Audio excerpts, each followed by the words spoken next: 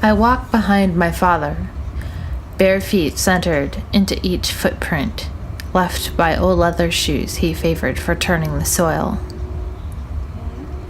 In the fresh-turned Midwest soil, amid fields of mint and soy, he lies waiting for my mother at the bottom of their open grave. The world looks different to me now. I see things I know are not there. My vision is opened to the turned earth before me.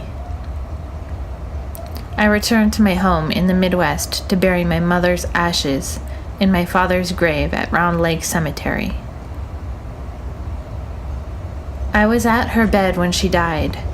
Her lips turned gold.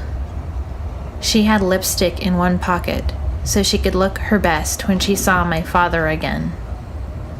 Her hand held their wedding bands. I was to bury them together. Her last words were, "There's a letter underneath the door, written over 40 years ago.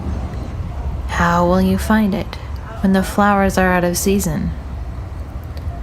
Will it still smell of mint?" I decide to try and find her letter and follow the clues that lead me on a journey from my hometown through the lonely fields of soybeans and corn, expansive green lands with overturned soil.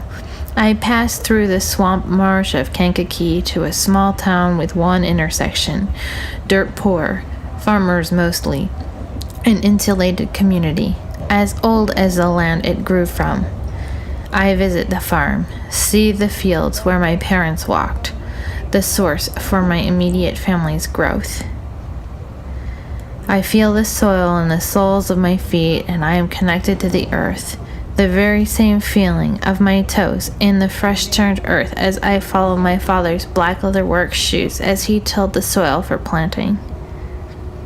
I find my way without a map to the Round Lake Cemetery, bordered by a small one-room church and fields of growing mint. Everywhere I look, I see pieces of the whole. My mother's words begin to add up.